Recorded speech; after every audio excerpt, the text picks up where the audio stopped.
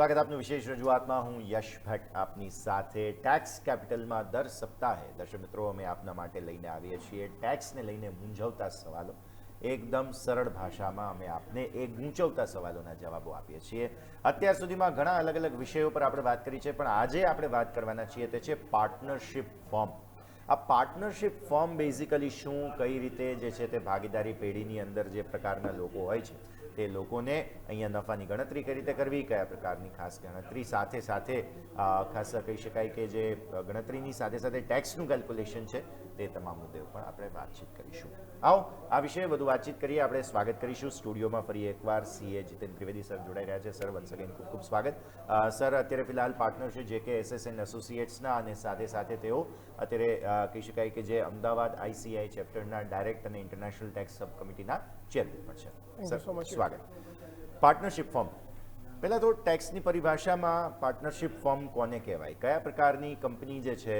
તે પાર્ટનરશિપ હોય છે કે નથી હોતી એ થોડું સમજાવો સર પહેલાં જો આપણે પાર્ટનરશિપ સમજવું હોય તો સૌથી પહેલાં આપણે પાર્ટનરશિપ એક્ટ 1932માં જોવું પડે એ એવું કહે છે કે જ્યારે બે અથવા બેથી વધારે વ્યક્તિઓ એક સાથે મળીને એક ધંધો કરવા માટે સાથે આવે છે ત્યારે એને એક પાર્ટનરશિપ રિલેશન કહેવામાં આવે છે અને એ ધંધાને પાર્ટનરશિપ ધંધો કહેવામાં આવે છે એટલે ઇમ્પોર્ટન્ટ વસ્તુ એવો છે કે બે અથવા બેથી વધારે વ્યક્તિઓ હોવા જોઈએ સાથે મળીને કામ કરે અને અલ્ટિમેટલી એના માટે એક ડીડ સાઇન થતી હોય છે યશભાઈ ઇન્કમટેક્સની ભાષામાં જેને પાર્ટનરશિપ ડીડ કહેવાય કે જેની અંદર rules and regulations regarding the partnership એના શું રૂલ્સ છે કોણ કેવી રીતના કામ કરશે કોના શું રાઇટ્સ છે કોની શું ડ્યુટી રહેશે નફાનો ભાગ કેવી રીતે વેચવામાં આવશે રેમ્યુનરેશન કેવી રીતે ચૂકવવામાં આવશે મહેનતાણું કેવી રીતે દેવામાં આવશે interest on capital interest on drawings એ બધાની ડિટેલ્ડ મેનરમાં એક સમજૂતી થયેલી હોય છે સમજૂતી કરારની જેમ એ કરાર પાર્ટનરશિપ ડીડનો સાઇન કરવામાં આવે અને પછી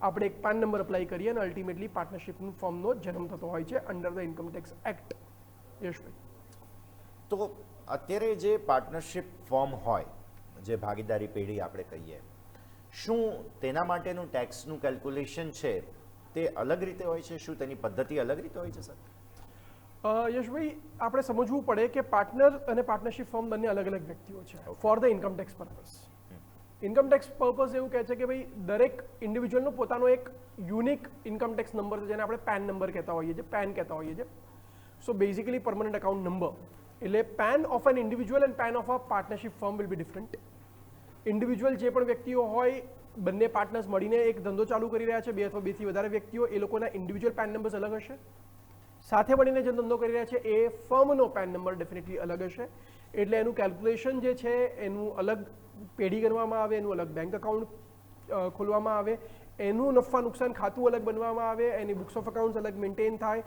અને અલ્ટિમેટલી એનું પ્રોફિટ અને એનું ટેક્સનું કેલ્ક્યુલેશન પણ ઇન્ડિવિજ્યુઅલથી અલગ રીતે કરવામાં આવતું હોય છે ઓકે એટલે આ બેઝિક ડિફરન્સ છે એટલે આના માટે પાન કાર્ડ પણ અલગ હોય છે તો એ પાન કાર્ડ જે છે તે પાર્ટનરશિપનું અલગ અને ધારો કે બે પાર્ટનર છે તો એ બંને પાર્ટનરના પણ પેન કાર્ડ અલગ અને એમની કેલ્ક્યુલેશન્સ પણ અલગ આ બેઝિક આપણે અત્યાર સુધીમાં સમજ્યા હવે જેમ તમે સમજાવ્યું કે આ ત્રણ અલગ અલગ અથવા તો 4 કે 5 કે whatever number of people જે પાર્ટનર્સ છે અહીંયા તેમના પેન કાર્ડને આ બધાની ગણતરી થતી હોય પણ એનું સ્ટ્રક્ચર શું હોય કેલ્ક્યુલેશન કઈ રીતે થાય સર થોડું એ પણ હવે અહીંયાથી સમજવું ખાસ જરૂરી છે યશભાઈ હું તમને સિમ્પલ મેનરમાં જો કહું તો પાર્ટનરશિપ નોર્મલી કેમ કરવામાં આવે છે તો ભાઈ મારે પાર્ટનરશિપમાં ધંધો કરવો છે સો પાર્ટનરશિપમાં જે ધંધો થતો હોય છે એનું કેલ્ક્યુલેશન જે પ્રોફિટ જે આવે એ બે સ્લેબમાં તમે સીધા ડિવાઈડ કરી દો કે ભાઈ જે પણ પ્રોફિટ થયો એ પ્રોફિટ ઉપર ફ્લેટ 30% ઇન્કમ ટેક્સ સરકારને ચૂકવવાનો છે અને જો એ પ્રોફિટ એ ઇન્કમની વેલ્યુ 1 કરોડથી વધી જાય છે ડ્યુરિંગ અ ફાઇનાન્શિયલ યર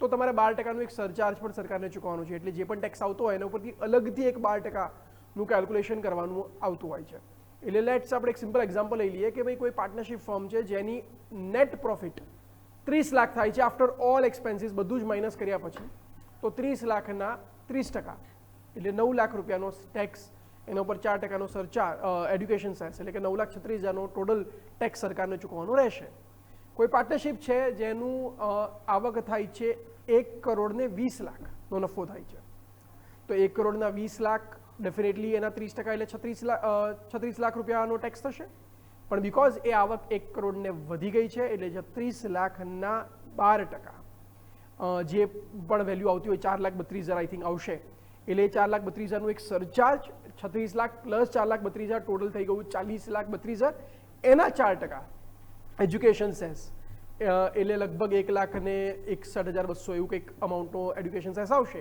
એ તમારે એડ કરી અને ટોટલ તમારું ટેક્સનું કેલ્ક્યુલેશન બેસશે. મતલબ ફ્લેટ આઉટ 30% ઇન્ટરેસ્ટ ટેક્સ જે છે તે ખાસ અહીંયાથી ખાસ ગણવામાં આવે છે, જે કોઈ પણ નફો થયો હોય તેના પર.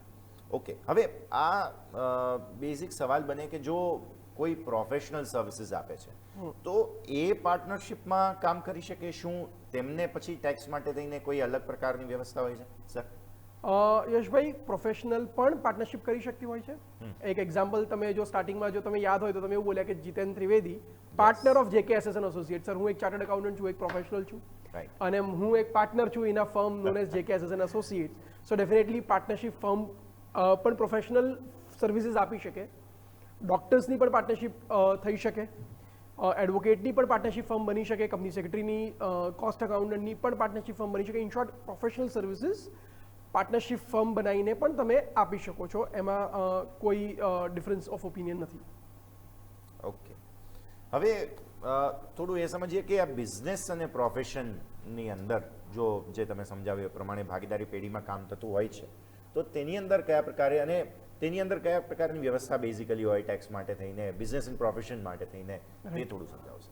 સો આપણે યશભાઈ એ સમજવું હોય તો પહેલાં એ સમજવું પડશે કે બિઝનેસ શું છે અને પ્રોફેશન શું છે. જેમ તમે કીધું, મેં હમણાં જ તમને જેમ એક્ઝામ્પલ આપ્યા કે ડૉક્ટર હોય, એડવોકેટ હોય, ચાર્ટર્ડ એકાઉન્ટન્ટ હોય, પ્રોફેશનલ્સ કહેવામાં આવે છે કે બિકોઝ એ લોકો પ્રોફેશનલ સર્વિસીસ આપે છે.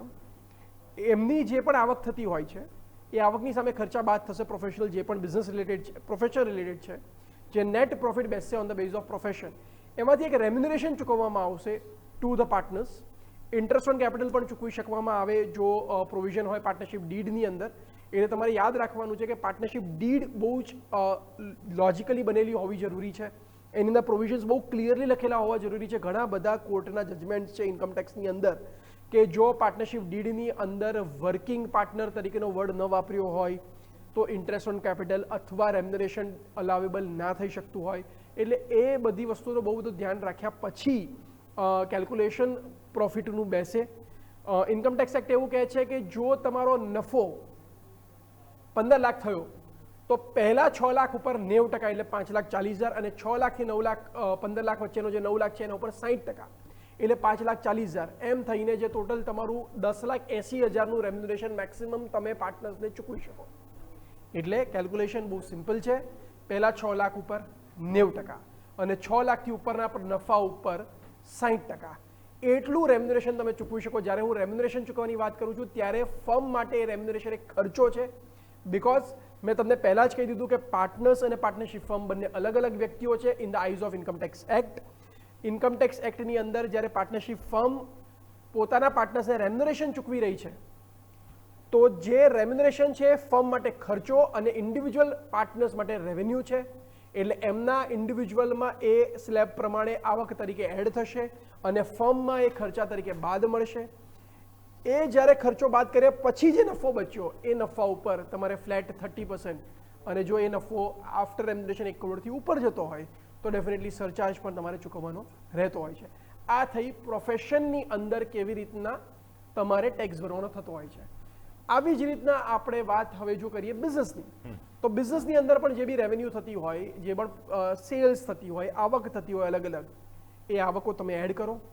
બધા જ ખર્ચા, પરચેઝિસ, સ્ટોકના ડિફરન્સીસ જે બી તમે કેલ્ક્યુલેટ કરતા હોય બધું માઇનસ કરો, અને પછી જે નફો બચે એટલે revenue minus expenses, logic same જ રહેવાનો છે. એ માઇનસ કર્યા પછી જે નેટ પ્રોફિટ બચ્યું એને કહેવાય નેટ પ્રોફિટ બિફોર રેમ્યુનરેશન. એના ઉપર તમે મેક્સિમમ અગેન સ્લેબ સેમ જ રહે છે કે 6 લાખ રૂપિયા સુધીની જો નફો હોય તો 90%, અને 6 લાખથી વધારે નફો હોય તો બાકીના નફા ઉપર 60%. એટલું તમે રેમ્યુનરેશન પાર્ટનર્સને ચૂકવી શકશો. અને પાર્ટનર્સને રેમ્યુનરેશન આપ્યા પછી જે નેટ નફો બચ્યો, નફામાંથી રેમ્યુનરેશન માઇનસ કર્યા પછી જે બચ્યું એના ઉપર તમારે અગેન અપ ટુ 1 કરોડની જો નેટ પ્રોફિટ થતી હોય તો તમારે 30% ઇન્કમટેક્સ કેલ્ક્યુલેટ કરવાનો છે. અને 1 કરોડની ઉપર થતું હોય તો 30% ટેક્સ કેલ્ક્યુલેટ કરો, એના ઉપર 12%નો સરચાર્જ કેલ્ક્યુલેટ કરો, બંનેને ટોટલ કરો અને એના ઉપર 4%નું એડ્યુકેશન સેસ કેલ્ક્યુલેટ કરો, અને તમારે એ રીતનું ઇન્કમટેક્સનું પેમેન્ટ કરવાનું રહે છે સરકારને. ડેફિનેટલી. તો અત્યાર સુધીમાં આપણે સમજ્યા કે આ પાર્ટનરશિપ ફોર્મ શું છે, તેમાં કઈ રીતે ટેક્સ લાગે, પ્રોફેશનલ સર્વિસીસ પણ આપી શકાય. આ સાથે જ આવો દર્શક મિત્રો એક બ્રેકનો સમય. બ્રેક બાદ આપણે સમજીશું કે અહીંયા જે ટેક્સના કેલ્ક્યુલેશન્સ થાય છે તેમાં નફાનું હવે કેલ્ક્યુલેશન કઈ રીતે કરવું, સમજીશું બ્રેક બાદ.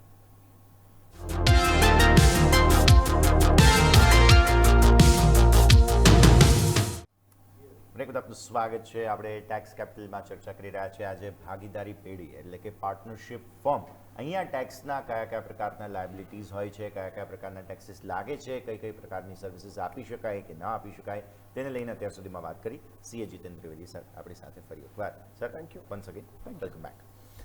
તો અત્યાર સુધીમાં આપણે આ પાર્ટનરશિપ ફોર્મ શું છે, કઈ રીતે કામ કરે છે, ટેક્સની પદ્ધતિ તો સમજ્યા, પણ હવે પ્રોફિટનું કેલ્ક્યુલેશન, કેમ કે તમે ફ્લેટ આઉટ 30%ની વાત તો કરી દીધી, પણ પ્રોફિટના કેલ્ક્યુલેશનને ત્યાં સુધી પહોંચવું કઈ રીતે? યશભાઈ, હવે લાઇટર મેનરમાં એવું કહેતા હોય છે કે પાર્ટનરશિપ ફર્મની અંદર સરકાર 30%નું પાર્ટનર છે. એટલે જે પણ તમારી આવક થાય એના 30% તમારે ફ્લેટ ટેક્સ ચૂકવવાનો છે. એટલે બેઝિકલી સરકાર પોતે પણ એક 30%ની પાર્ટનર છે. આપણે એવું અમે લોકો મજાકમાં આવું કહેતા હોઈએ છીએ.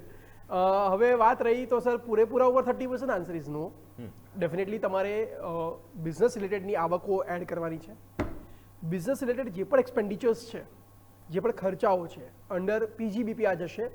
એટલે તમારે profits and gains and business and profession, જો તમને યાદ હોય તો આપણે ત્યારે ચર્ચા કરી હતી કે ઘણા બધા ખર્ચાઓ જેવા કે ઇન્સ્યોરન્સ લઈ લો, કે તમે એમ કહી શકો કે પરચેઝ ઓફ ગુડ્સ, ટ્રાન્સપોર્ટેશનનો ખર્ચો, વ્યાજ, જો તમે કોઈ લોન લીધેલી હોય બેંકમાંથી અથવા અનસિક્યોર્ડ લોન્સ લીધેલી હોય for the purpose of working capital or for fixed assets etcetera, જેને ઉપયોગ તમે કરી રહ્યા છો ફોર બિઝનેસ પર્પઝ, એનું વ્યાજ. તમે બેડ ડેટ, જો તમારી કોઈ ઘાલખાત થઈ જાય, કોઈ તમને પૈસા નથી આપી રહ્યું, so bad debt is also a loss. પછી તમારો પ્રિન્ટિંગ સ્ટેશનરીનો ખર્ચો હોય, તમારું મટીરિયલનો ખર્ચો હોય, પેકિંગ મટીરિયલનો ખર્ચો હોય, માર્કેટિંગ ખર્ચો હોય, સેલરીઝ હોય, તમે પ્રોફેશનલી જે પેમેન્ટ કરો છો એ હોય, અને ડેફિનેટલી મારા જેવા ઓડિટર્સને જે તમે ઓડિટ ફીસનું પેમેન્ટ કરતા હો તે પણ એઝ આ એક્સપેન્ડિચર તમને બાદ મળતું હોય છે. એટલે અલ્ટિમેટલી જે પણ ખર્ચા તમે બિઝનેસ પર્પઝ માટે કર્યા છે, સબ્જેક્ટ ટુ તમે પ્રોપર ટીડીએસ ડિડક્ટ કર્યો છે. હવે આપણે પહેલાં ટીડીએસવાળા મારા સેશનમાં આપણે જો યાદ હોય તો મેં કેવું કીધું હતું કે પાર્ટનરશિપ ફર્મ માટે ડે 1થી ટીડીએસના રૂલ્સ એન્ડ રેગ્યુલેશન્સ એપ્લિકેબલ થતા હોય છે. સો જે પણ ટીડીએસના રૂલ્સ એન્ડ રેગ્યુલેશન્સ થતા હોય છે, તમારી થ્રેશોલ્ડ લિમિટ ક્રોસ થતી હોય, એ જે ખર્ચા છે તમે ટીડીએસ કાપીને આ પછી કર્યા હોય તો એ બધા જ ખર્ચા પૂરેપૂરા તમને બાદ મળશે. આવકમાંથી ખર્ચો બાદ કર્યા પછી જે ડિફરન્સ બચે એને આપણે નેટ પ્રોફિટ કહેતા હોઈએ છીએ, નફો કહેતા હોઈએ છીએ, ચોખ્ખો નફો કહેતા હોય છે, એ મળશે. પણ ધીસ ચોખ્ખો નફો, આ જે ચોખ્ખો નફો હશે એ before partners remuneration, before interest on capital મળશે. એમાંથી તમારે બે વસ્તુ માઇનસ કરવાની છે. એક તો ઇન્ટરેસ્ટ ઓન કેપિટલ તમે માઇનસ કરી શકો છો જો તમારી ડીડમાં એ વસ્તુ માટે સ્પેસિફિકલી વસ્તુઓ લખેલી હોય તો, અને સેકન્ડ તમે રેમ્યુનરેશન માઇનસ કરી શકો છો. પણ રેમ્યુનરેશન માઇનસ કરવા માટે અગેન મેં તમને કેલ્ક્યુલેશન જસ્ટ બ્રેક પહેલાં આપણે જે સમજ્યા કે up to 6 lakh rupees 90% of the profits, અને આફ્ટર 6 લાખ રૂપીઝ જે રિમેનિંગ પ્રોફિટ છે એના 60% તમે કેલ્ક્યુલેટ કરશો, અને અલ્ટિમેટલી રેમ્યુનરેશન પણ તમે ડિડક્શન તરીકે માઇનસ કરશો. એના પછી જે બચશે એ જે નેટ પ્રોફિટ, નેટ પ્રોફિટ આપણે કહી શકીએ, એના ઉપર આપણે એક 30% સીધા કેલ્ક્યુલેટ કરવાના રહે છે. યશભાઈ, અચ્છા, હવે તમે હમણાં કહ્યું કે ખર્ચા ઘણા પ્રકારના માઇનસ કરી શકો છો તમે ટોટલ ટેક્સના કેલ્ક્યુલેશન પહેલા. તો આવા કયા કયા પ્રકારના ખર્ચા છે જે થોડું ઉપર જેટલું જો આપણે સમજાવી શકીએ તો લોકોને? જે મેં તમને હમણાં જસ્ટ કીધું કે બિઝનેસ રિલેટેડ એક્સપેન્ડિચર હોવો બહુ જ ઇમ્પોર્ટન્ટ છે. પાર્ટનર્સના પર્સનલ એક્સપેન્ડિચર કોઈ પણ બાદ ના મળે. એટલે જો પાર્ટનર કાર વાપરે છે કે વ્હીકલ વાપરે છે, એનું પેટ્રોલ એઝ એન એક્સપેન્ડિચર બાદ મળે, જો એનો ઉપયોગ બિઝનેસ માટે કરતો હોય તો. હું મારા મોજ શોખ માટે ઇન્ડિયાની બહાર ફરીને આવું તો એ ટ્રાવેલ એક્સપેન્ડિચર મને બાદ ના મળે. પણ દુબઈમાં મારો ક્લાયન્ટ છે અને હું દુબઈમાં ડેફિનેટલી આ વોર પહેલાંની વાત કરી રહ્યો છું કે ત્યારે હું ગયો, અને જ્યારે હું ત્યાં જઉં છું અને એના માટે એક મીટિંગ માટે હું જઉં છું, ત્યાંથી મને બિઝનેસ મળે છે અથવા નથી પણ મળતો, પણ હું બિઝનેસ રિલેટેડ કામથી જઉં છું. There is a specific purpose of it જેનો મારા બિઝનેસ કે મારા પ્રોફેશન સાથે નિસ્બત છે, અને હું એના માટે જો ટ્રાવેલનું એક્સપેન્ડિચર કરું છું તો ડેફિનેટલી એ ખર્ચો પણ મને બાદ મળે છે. હું કોઈ વ્હીકલ વાપરું છું જે બિઝનેસ માટે વાપરું છું, અને બિઝનેસના નામે લીધેલું અસેટ છે, એનું ડેપ્રિસિએશન મને મળે છે. ફર્નિચર છે મારી ઓફિસની અંદર, એ ફર્નિચર ઉપરનું પણ ડેપ્રિસિએશન હોઈ શકે, એસી વગેરે લાગેલા છે, કમ્પ્યુટર્સ વાપરું છું એનું ડેપ્રિસિએશન હોઈ શકે, ઘસારો હોઈ શકે. હું રેન્ટ ચૂકવું છું, મારી ઓફિસ રેન્ટ ઉપર છે, હું રેન્ટ ચૂકવી રહ્યો છું, એ રેન્ટ પણ મને એઝ એક્સપેન્ડિચર બાદ મળી શકે છે. હું કમિશન ચૂકવું છું, બોનસ ચૂકવું છું, સેલેરી, ઇન્સ્યોરન્સ, મેં તમને ઓલરેડી બાકી બધા ખર્ચા જસ્ટ મેં તમને કીધા. પણ ઇમ્પોર્ટન્ટ બોટમ લાઇન ઇઝ કે એ જે ખર્ચા છે એ ડેફિનેટલી બિઝનેસ અથવા પ્રોફેશન માટે કરેલા હોવા જોઈએ, એ પર્સનલ એક્સપેન્ડિચર્સ ના હોવા જોઈએ કે પાર્ટનર્સના. તો જ એ ખર્ચા આવકની સામે બાદ મળી શકે છે. અચ્છા, આપણે પાછલા એપિસોડમાં ચર્ચા કરી હતી સર કે old regime versus new regime. તો શું આ પ્રકારે એટલે કે પાર્ટનરશિપ ફર્મમાં કે જે પ્રોફેશનલ સર્વિસીસ આપતા હોય ન આપતા હોય આવા પ્રકારની ફર્મમાં કંઈ ઓલ્ડ ન્યૂ જેવું કંઈ છે? ના, પાર્ટનરશિપની અંદર અત્યારે ઓલ્ડ અને ન્યૂ રેજીમ એવું કશું નથી. So there is only one regime. Probably આ બંને રેજીમો નથી નીકળ્યા એટલે જ હજી બી ઓલ્ડ રેજીમ સરકારે રાખ્યું હોઈ શકે. બની શકે કે ઇન ફ્યુચર ન્યૂ રેજીમ આવી જાય, કમ્પલસરી શિફ્ટિંગ આવી જાય અને અલ્ટિમેટલી કદાચ ઓલ્ડ રેજીમ મારા મત પ્રમાણે આવનારા 1, 2, 3 વર્ષમાં કદાચ એ નાબૂદ થઈ જશે. ઓકે, હવે આપણે સમજીએ કે જે ટેક્સ કેલ્ક્યુલેશન છે તે કઈ રીતે અહીંયા, કેમ કે ઘણા પ્રકારના ખર્ચ બાદ મળે છે, તો જો પાર્ટનરશિપ ફર્મ છે તો તેમણે આયોજન કઈ રીતે કરવું? અગર ટેક્સ માટે તેઓ પ્લાન કરી રહ્યા છે તો તેને કયા પ્રકારના આયોજનો કરવાના રહેશે? તમે એકદમ સટીક પ્રશ્ન પૂછ્યો. હમણાં જ માર્ચ એન્ડિંગ જ્યારે બી આવતું હોય ત્યારે તો ડેફિનેટલી ઘણા બધાના ખર્ચા આપણે બાદ કરતા હોય. હવે બની શકે કે એવા કોઈ ખર્ચા છે જે થઈ ચૂક્યા છે પણ એનું બિલ નથી આવ્યું. એટલે આપણે સર્વિસીસ લઈ લીધી, સેલરી માર્ચનો થયો પણ આપણે નોર્મલી શું આપણે ત્યાં આદત છે કે 1 થી 10 તારીખમાં સેલરી પે થતા હોય નેક્સ્ટ મંથમાં. તો એ જે પણ ખર્ચાઓ છે બધાનું તમારે કેલ્ક્યુલેટ કરીને એનું એક પ્રોવિઝન ઊભું કરવું જોઈએ. બીકોઝ પ્રોવિઝન હંમેશા નફા નુકસાન ખાતામાંથી જ બનતું હોય. એટલે ultimately that will also add as an expenditure. ખર્ચો જ્યારે બી વધશે તો ડેફિનેટલી નફાનું ભાર ઓછો થશે, નફો ઘટશે. સો એ પ્રોવિઝન્સ તમારે પ્રોપર કેલ્ક્યુલેટ કરવા જોઈએ. જો તમે કોઈ પ્રીપેડ કરી દીધું છે, કોઈ ખર્ચો તમે પહેલેથી એડવાન્સમાં ચૂકવી દીધો છે, તો ડેફિનેટલી તમારે એક ખર્ચાનો પ્રપોર્શનેટ જે નેક્સ્ટ યર માટે એલિજિબલ થતો હોય એને તમારે અહીંયાથી ખર્ચામાંથી કાઢી અને એને નેક્સ્ટ યરમાં લઈ જવો પડે. એટલે તમારે અક્રુવલ કોન્સેપ્ટનો એક પૂરો ઉપયોગ કરવો પડે કે જેની અંદર તમારે જે તે સમયનો આવક અને જે તે સમયની ખર્ચો એકદમ પ્રોપર મેનરમાં તમારે એને કેલ્ક્યુલેટ કરી અને અક્રુવલ બેઝિસ ઉપર તમારે એ ખર્ચો માઇનસ કર્યા પછી જે પ્રોફિટ બચે એ પ્રોફિટ ઉપર હવે તમારે ગણવાનું છે કે તમે રેમ્યુનરેશન કેટલું આપી શકો છો. હવે ઇમ્પોર્ટન્ટ એ છે કે તમારે રેમ્યુનરેશન ચૂકવવા માટે તમારી પાર્ટનરશિપ ડીડની અંદર તમે પાર્ટનરને વર્કિંગ પાર્ટનર તરીકે લખેલો હોવો જરૂરી છે. જો તમે વર્કિંગ પાર્ટનર ન લખ્યું હોય તો તમે રેમ્યુનરેશન આપશો, એ રેમ્યુનરેશન એઝ એન એક્સપેન્ડિચર બાદ નહીં થાય. So definitely there should be a working partner. Working partner should be specified. એ જ રીતે તમે ઇન્ટરેસ્ટ ઓન કેપિટલ ચૂકવી શકો છો. બિકોઝ જે પણ તમે રેમ્યુનરેશન ઇન્ટરેસ્ટ તમે ચૂકવશો તમારા પાર્ટનરને એ પ્રોફિટમાંથી બાદ થશે અને બાકી જે પ્રોફિટ નેટ બચશે આ બધું બાદ થયા પછી એના ઉપર જ તમારે 30% સરકારને ટેક્સ ચૂકવવાનો રહેતો હોય છે. યશભાઈ, હવે તમે સર શરૂઆતમાં કહ્યું કે પાર્ટનરશિપ કામકાજ કરવા માટે, બિઝનેસ માટે લોકો કરતા હોય છે. બિઝનેસમાં તો ઘણી વખત લોસ પણ થાય. ધારો કે લોસ થયો તો ટેક્સમાં આઈડિયલ સ્ટેટમાં સર કોઈ એની લાભ નુકસાન કંઈ? યશભાઈ, અગેન અ ગુડ ક્વેશ્ચન. હવે જો હું તમને અહીંયા પણ એક ટેક્સ પ્લાનિંગ આપી શકું છું. ફર્સ્ટ ક્વેશ્ચન કે મેં તમને એવું કીધું હતું કે remuneration can be allowed up to 90% of profit up to 6 lakh. Question એવો છે કે 1 લાખનો લોસ થયો તો હવે એના 90% તો -90,000 લેશું, પાર્ટનર્સમાંથી રેમ્યુનરેશન લેવાનું? Answer is no. In that case the provision says that તમે 3 લાખ રૂપિયા સુધીનું રેમ્યુનરેશન તો પણ પાર્ટનર્સને ચૂકવી શકો છો. એટલે તમારો લોસ છે પણ પાર્ટનર્સે મહેનત તો કરી જ છે અને એમને એમનો હક તો મળવો જ જોઈએ. તો તમે અપ ટુ 3 લાખ રૂપીસનું રેમ્યુનરેશન ટોટલ પાર્ટનર્સે ચૂકવી શકો છો. એટલે તમારો લોસ થઈ જશે 4 લાખનો. બિકોઝ 1 લાખનો ઓલરેડી લોસ હતો બિફોર રેમ્યુનરેશન. 3 લાખનું તમે રેમ્યુનરેશન ચૂકવ્યું અને કેપિટલ ઉપર તમે અપ ટુ 12%નું ઇન્ટરેસ્ટ ચૂકવી શકો છો. એટલે લેટ્સ અઝ્યુમ કે 50,000નું ઇન્ટરેસ્ટ પણ થાય છે. તમે 6-7 લાખ રૂપિયાનું કેપિટલ ઇન્ટ્રોડ્યુસ થયેલું હતું ડ્યુરિંગ ધ યર અને એનું વેઇટેડ એવરેજ પ્રમાણે કેલ્ક્યુલેટ જ્યારે આપણે કર્યું ઇન્ટરેસ્ટનું તો 50,000નું ઇન્ટરેસ્ટ આવે છે. તો 1 લાખનો લોસ હતો, 3 લાખનું રેમ્યુનરેશન ચૂકવ્યું અને 50,000નું ઇન્ટરેસ્ટ ચૂકવ્યું. તમારો ટોટલ લોસ થઈ ગયો 4.5 લાખ રૂપિયાનો.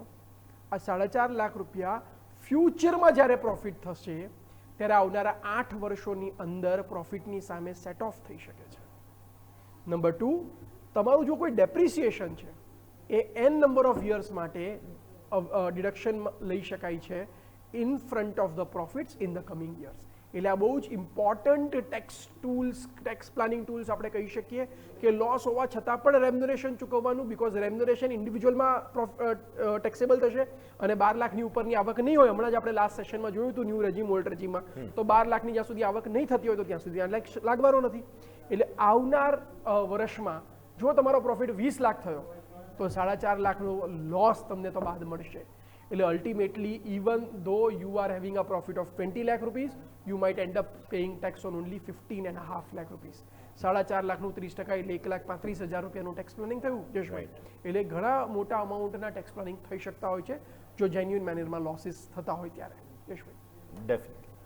અચ્છા, હવે રેમ્યુનરેશન ચૂકવી દીધા બાદ પ્રોફિટ પર જે ઇન્ડિવિજ્યુઅલ ટેક્સની તમે જે વાત કરી, રાઈટ, આના સિવાય ઇન્ટરેસ્ટ ઓન કેપિટલ એક બહુ રસપ્રદ મુદ્દો છે. રાઈટ. હવે કેપિટલ સ્વાભાવિક છે કે પાર્ટનરશિપ હોય એટલે કંઈક ને કંઈક તો બધા મૂડી પોતાની લઈને આવ્યા હોય, એના ઉપર વ્યાજ પાર્ટનરશિપ ફોર્મે ચૂકવવું પડે.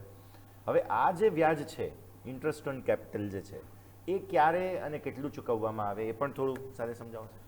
અગેન ઇન્ટરેસ્ટ ઓન કેપિટલ ત્યારે જ પે કરી શકાય જો પાર્ટનરશિપ ડીડમાં સ્પેસિફાઈ કરેલું હોય. જે રેટ પાર્ટનરશિપ ડીડમાં લખ્યો હોય એ રેટ ઉપર જ તમારે વ્યાજ ચૂકવવાનું આવતું હોય. કેપિટલ બે ટાઈપના હોય છે, કેપિટલ ફિક્સ કેપિટલ અને કરંટ કેપિટલ. જો તમારી ડીડમાં લખ્યું છે કે તમે ફિક્સ્ડ કેપિટલ અને કરંટ કેપિટલ બંને ઉપર વ્યાજ પે કરશો તો તમારે બંને ઉપર તમે વ્યાજ પે કરી શકતા હો છો. પણ જો તમારી ડીડમાં લખ્યું હોય કે ખાલી ફિક્સ કેપિટલ ઉપર જ વ્યાજ પે કરશો તો જે સ્ટાર્ટિંગમાં લાવેલું અમાઉન્ટ હોય ફિક્સ્ડ, જે તમે કીધું કે દરેક પાર્ટનર સ્ટાર્ટિંગમાં એક મૂડી લઈને આવતા હોય છે, એ મૂડી ઉપર જ તમે વ્યાજ પે કરી શકશો. હવે ઇમ્પોર્ટન્ટ વસ્તુ એ છે કે જે લખ્યું છે પાર્ટનરશિપ ડીડમાં એટલું વ્યાજ બાદ મળશે, એટલા ટકા સુધી તમે ચૂકવી શકશો. પણ એની એક કેપિંગ લિમિટ ઇન્કમટેક્સ એક્ટે લખી છે કે ભાઈ તમારું વ્યાજનો જે દર હોય 12% પર એનમથી વધારેનો ના હોઈ શકે. એટલે જો ડીડમાં 7% લખ્યું છે તો 7% મળશે, 9% લખ્યું હોય તો 9 મળશે, 12 લખ્યું હશે તો 12 લખશે, પણ જો 15 લખ્યું હોય તો 12% સુધી જ વ્યાજ ઇન્કમટેક્સ એક્ટ તરીકે ખર્ચા તરીકે બાદ મળશે ટુ ધ પાર્ટનરશિપ ફર્મ. અને એ પાર્ટનર્સ માટે ઇન્ડિવિજ્યુઅલી ટેક્સેબલ ઇન્કમ થઈ જશે. એમના પીજીબીપી હેડની અંદર એ એઝ એન ઇન્ટરેસ્ટ ત્યાં જતું રહેશે અને સ્લેબ વાઇઝ જે પણ આવતું હશે એ પ્રમાણે ત્યાં એમને ટેક્સ ભરવાનો રહેશે. રાઈટ. સર, છેલ્લે થોડું સમજી લઈએ કે આ વર્ષે પાર્ટનરશિપ ફોર્મને લઈને જે રૂલ્સ રેગ્યુલેશન્સ છે તેમાં અમુક પરિવર્તનો આવ્યા છે, તે પણ હવે છેલ્લે સમજાવીએ. આ વર્ષે સૌથી ઇમ્પોર્ટન્ટ ચેન્જ એવો આવ્યો હતો કે એક સેક્શન હતો 94L ઇન્ટ્રોડ્યુસ થયો. પહેલાં એવું હતું કે જો પાર્ટનર્સને રેમ્યુનરેશન ચૂકવવાનું હોય તો રેમ્યુનરેશન ઉપર TDS એપ્લિકેબલ થતો નહોતો. હવે સરકારે એવું લઈને આવ્યા કે ભાઈ જો તમારે રેમ્યુનરેશન ચૂકવવાનું છે, ઇન્ટરેસ્ટ ઓન કેપિટલ પણ ચૂકવવાનું છે અને જો એ અમાઉન્ટ 20,000થી વધે છે ઇન ધ એન્ટાયર યર, ખાલી 20,000 પર ઇન્ડિવિજ્યુઅલ, તો તમારે 10% TDS કાપવાનો છે. હવે આનાથી એવું થયું કે પહેલાં જ્યાં સુધી બુક્સ ફાઇનલ ના થાય 31 માર્ચની, જે ઘણી વખત એપ્રિલ, મે, જૂન સુધી જતી હોય, ત્યાં સુધી તમારો નફો કન્ફર્મ ના થયો. નફો જ્યાં સુધી કન્ફર્મ ના થયો ત્યાં સુધી તમે રેમ્યુનરેશન કન્ફર્મ ના કરી શકો, બીકોઝ મેં તમને જેમ કીધું કે maximum remuneration which is allowable under the income tax act is equal to for first 6 lakh rupees 90% and then profit above 6 લાખના 60%. તો જ્યાં સુધી મારો નફો જ ફિક્સ નથી ત્યાં સુધી હું રેમ્યુનરેશન કેવી રીતે નક્કી કરું? તો સરકારે કીધું કે ભાઈ તમારે રેમ્યુનરેશન તો નક્કી કરવું પડશે, બીકોઝ તમારે TDS કાપવાનો છે અને TDS તમારે 30 એપ્રિલ પહેલાં જમા કરાવી દેવાનો છે અને 31 મે સુધી તમારે રિટર્ન ફાઇલ કરી દેવાનું છે. એટલે સૌથી ઇમ્પોર્ટન્ટ ચેન્જ જે સરકાર લઈને આવ્યું કે હવે તમે રેમ્યુનરેશન વેલ્યુ ફાઇનલ કરશો. રેમ્યુનરેશન ફાઇનલ કરવા માટે તમારો ટેક્સ, તમારો પ્રોફિટ કેલ્ક્યુલેટ વહેલો થયેલો હોવો જોઈએ. ઇન શોર્ટ તમારી બુક્સ ઓફ અકાઉન્ટ્સ 30 એપ્રિલની પહેલાં જ ફાઇનલાઇઝ થઈ ગઈ હોય તો જ તમે ચોક્કસપણે પ્રોફિટ, ચોક્કસપણે રેમ્યુનરેશન અને ચોક્કસપણે એનો TDS સરકારને જમા કરાવી શકશો. જો TDS જમા થયો હશે તો જ તમને એ ખર્ચો એઝ અ ડિડક્શન અવેલેબલ થશે. બીકોઝ મેં પહેલાં કીધું કે પાર્ટનરશિપ માટે TDS ઇઝ કમ્પલસરી, તો જ્યાં સુધી એ પે ના થયો હોય ત્યાં સુધી તમે પે ન કરી શકો. So this is a very very very important announcement જે સરકાર લઈને આવી છે કે એના વગર તમને એ ડિડક્શન એઝ અ ખર્ચો મળશે નહીં. અને એક વસ્તુ હું તમને કહી દઉં કે જે છેલ્લે પ્રોફિટ બચી જાય છે યશભાઈ, આફ્ટર ઓલ ધીસ ઇન્ટરેસ્ટ રેમ્યુનરેશન, જે છેલ્લે પ્રોફિટ બચી ગયો એના ઉપર ઓલરેડી પાર્ટનરશિપ ફર્મ ટેક્સ ચૂકવી ચૂકી છે. એટલે પ્રોફિટ જ્યારે ડિસ્ટ્રીબ્યુટ થશે તો કોનામાં ડિસ્ટ્રીબ્યુટ થશે? ડેફિનેટલી નફા નુકસાનના રેશિયો પ્રમાણે પાર્ટનર્સ વચ્ચે ડિસ્ટ્રીબ્યુટ થશે. જ્યારે એ નફા નુકસાનના રેશિયો પ્રમાણે ડિસ્ટ્રીબ્યુટ થાય છે ત્યારે એમની આવક થાય છે, પણ એના ઉપર બહુ ઇમ્પોર્ટન્ટ વસ્તુ, એના ઉપર પાર્ટનર્સે કોઈ પણ જાતનો ટેક્સ ભરવાનો નથી હોતો, because tax on tax is not applicable. એ જે પ્રોફિટ છે ઓલરેડી ફર્મ એના ઉપર ટેક્સ ચૂકવી છે, એના પછી જ એ ડિસ્ટ્રીબ્યુટ થઈ રહ્યો છે between the partners, so that becomes an exempt income for the partners, અને એના ઉપર કોઈ પણ જાતનો ટેક્સ પાર્ટનર્સે ચૂકવવાનો હોતો નથી. બહુ ઇમ્પોર્ટન્ટ એક ક્લેરિફિકેશન મારે આપવું હતું, એ મેં આપ્યું. Definitely sir. તો આપણે ચર્ચા કરી આજે ખાસ પાર્ટનરશિપ ફોર્મમાં જે કોમ્પ્લિકેટેડ ટેક્સનું સ્ટ્રક્ચર છે, ખૂબ જ સરળ ભાષામાં આપણે સમજ્યા. વન્સ અગેન ખૂબ ખૂબ આભાર Jiten sir. Thank you so much Yashbhai, thank you sir. અમે મને બોલાવ્યા. Thank you sir. તો આજે દર્શક મિત્રો આપણે ચર્ચા કરી, ખૂબ જ વિશેષ અને રસપ્રદ વિષય હતો, જે હતો પાર્ટનરશિપ ફોર્મની અંદર ટેક્સેશનની ગણતરી કઈ રીતે કરવી. આ સાથે દર્શક મિત્રો આજ ખાસ એપિસોડમાં હાલ બસ આટલું જ. મને યશને આપશે રજા. આગળના તમામ અપડેટ્સ માટે આપ જોડાયેલા રહો ન્યૂઝ કેપિટલ નેટવર્ક સાથે, કારણ કે અમે છીએ નફાનું નવું સરનામું.